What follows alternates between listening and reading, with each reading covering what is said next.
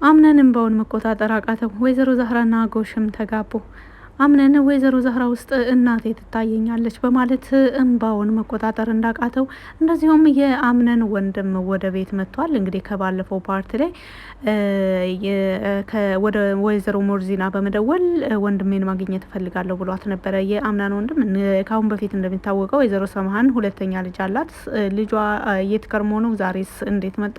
አምነንስ እንዴት ተቀበለው የሚለውን በአጠቃላይ ይዤላችሁ ነው የመጣሁት። እንደዚሁም የወይዘሮ ዛህራና የአቶ ጎሽም የሰርግ ስነ ስርዓትስ ምን ይመስል ነበር የሚለውን በአጠቃላይ አልፍ አልፍ እያልኩኝ ቪዲዮውን እያስገባውኝ ይዤላችሁ መጥቻለሁኝ። ሰላም ሰላም፣ ወደና የተከበራችሁ የዜድ ሀበሻ ቤተሰቦች ለቻናሉ አዲስ ከሆናችሁ ሰብስክራይብ በማድረግ እንደዚሁም ቪዲዮውን በላይክ መጀመር አትርሱ። እንግዲህ እዚህ ምስሉ ላይ እንደምታዩት አምነን ወንድሙን እየተቀበለ ነው። አምነን ወንድሙ መሆኑን አላወቀም ነበረ መጀመሪያ ላይ አቀባበል ሲያደርግለት። እንግዲህ አምነን ወደ ቤቱ የሚመጡ ሰዎችን በክብር የሚቀበል እንግዳ ተቀባይ እንደሆነ ካሁን በፊትም እናውቃለን። እንደዚሁም አሁንም እየኖረ ያለው ህይወት ያንኑ ስለሆነ ማለት ነው። እንግዲህ አቶ አምነን ወደ ቤቱ አስጠግቶ ከሚያኖራቸው ሰዎች ውስጥ አንዳንዶቹን ጥርጣሬ ቢያድርበትም አንዳንዶቹን ደግሞ ከልቡ ከራሱ በላይ የሚያምናቸው እንደነ ማርክ አይነቶቹን ማለት ነው። እንግዲህ ካሁን በፊት እስካሁንም ድረስ በማርክና በአምነን መካከል ምን ያህል ትልልቅ ሚስጥሮች እንዳሉ የሚታወቅ ነው። እንደዚሁ ሙስጠፋን እርግጥ ሙስጠፋንም ያን ያክል አላራቀውም። ነገር ግን ሙስጠፋ ከሲፈን ጋር ግንኙነት እንዳለው እስካሁን ድረስ እርግጠኛ ስለሆነ በተለይ ደግሞ ሙስጠፋን በጥብቅ እየተከታተሉት ያለው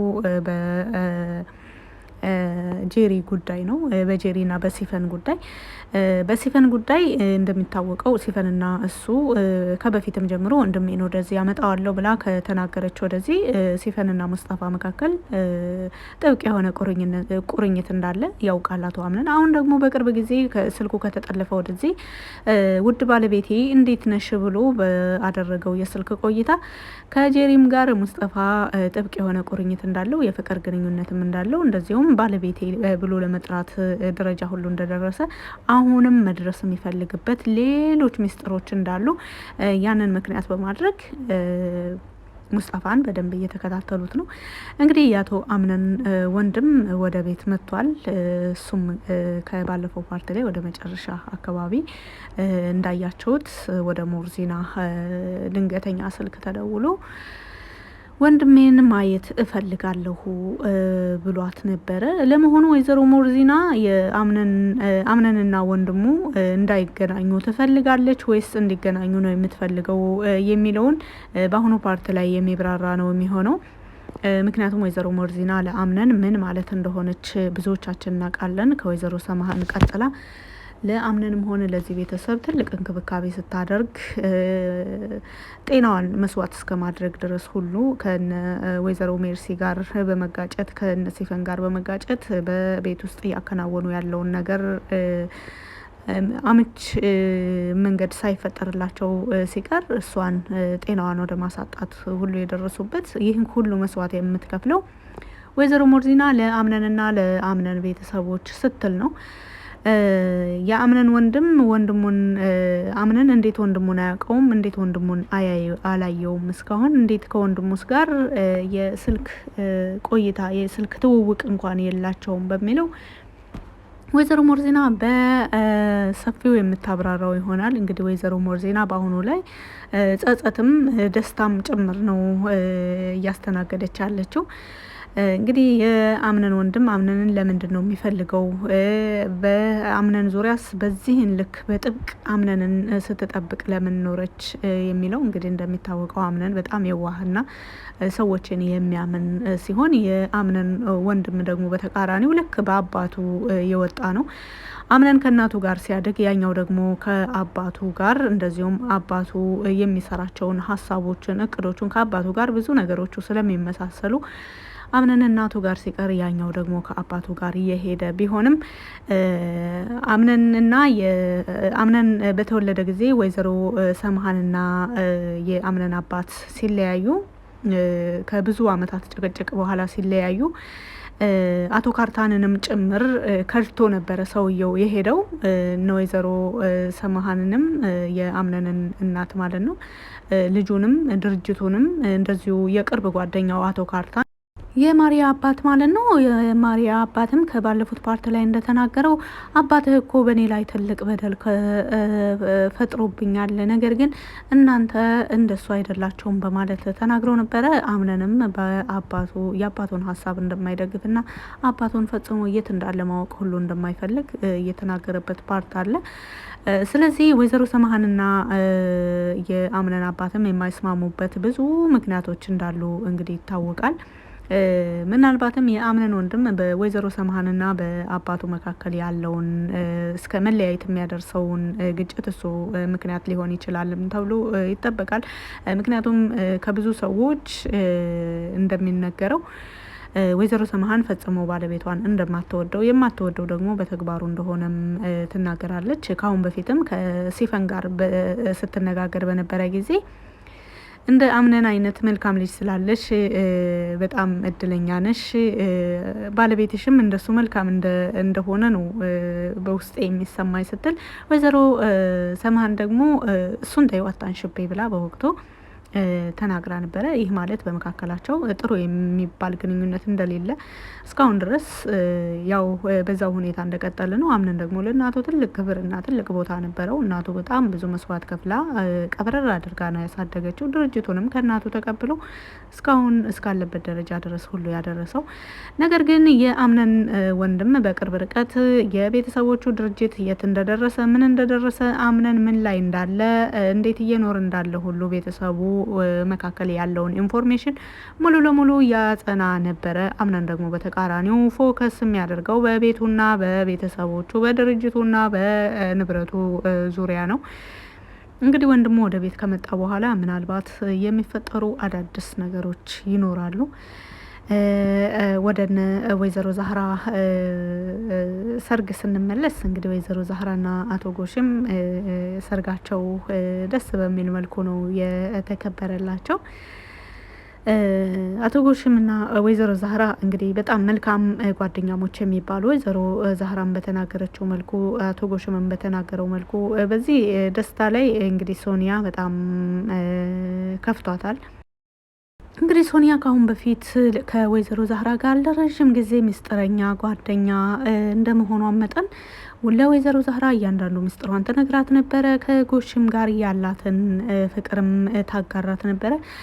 ምንም ወንዶች ቢደረደሩ የጎሽምን ያክል መስለው አይታዩኝም፣ እንኳን እስከሱ በላይ ሊሆኑ ሁሉ እያለች ጎሽምን በምን አይነት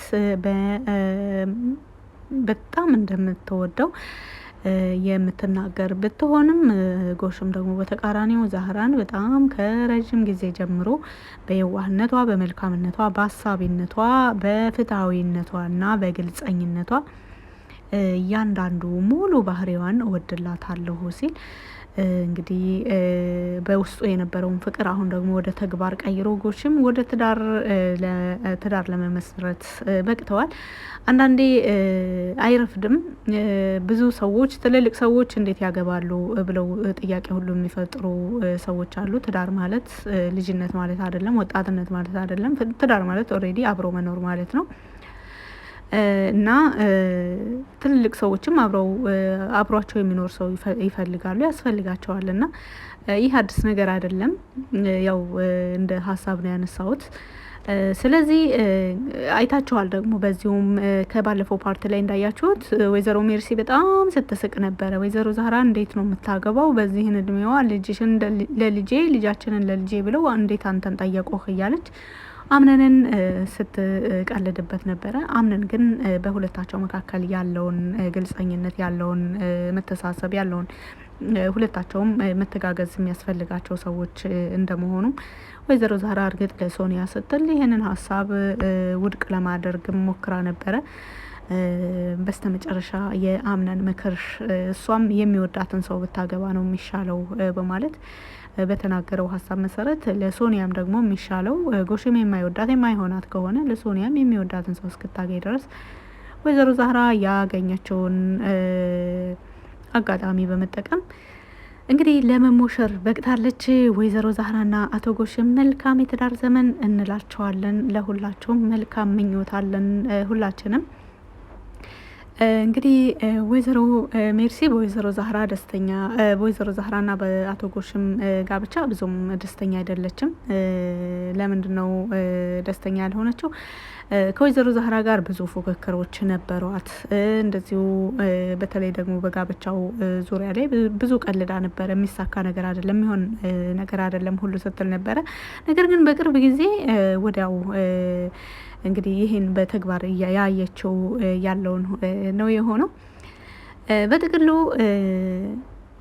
በአምነን ንግግር ደግሞ ማሪያ በጣም ተበሳጭታለች፣ ተናዳለች። እንግዲህ ከባለፈው ፓርት ላይ እንዳያችሁት በቅርብ ሰርግ አለን ብሎ ቤተሰቡን ሰብስቦ ሲነግራቸው ነበረ። ማሪያ በወቅቱ በጣም ደስተኛ ነበረች። ምክንያቱም በውስጧ ያለው ማሪያ ብቻ ሳትሆን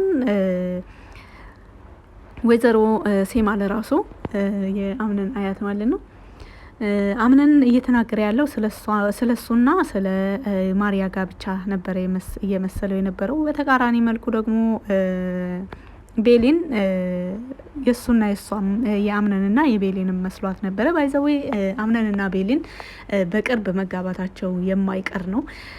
ብዙዎቻችን ብዙ ኦዲየንስ ማለት ይቻላል ቤሊንና አምነን አብረው ቢሆኑ ነው የሚደግፈው። እኔም ከነሱ ውስጥ ነኝ። ቤሊንና አምነን ነገሮችን ብዙ መስዋዕት ከፍለው አብረው የሚሆኑበት አጋጣሚ ይፈጠራል። ይሄ ምንም ጥርጥር የለውም።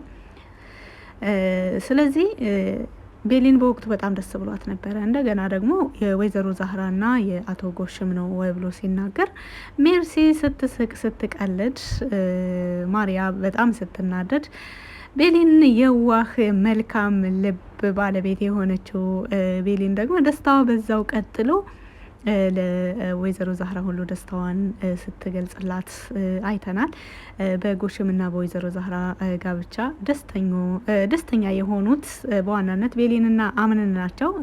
ቤሊንና አምነን በዚህ ልክ ደስተኛ የሆኑት የነሱ ደስታ የሰው ደስታ ስለሚያስደስታቸው ነው። በተለይ ወይዘሮ ዛህራን በጋራ ሁለታቸውም እንድናት ነው የሚወዷት፣ የሚያከብሯት፣ ደስታዋን የሚመኙላት።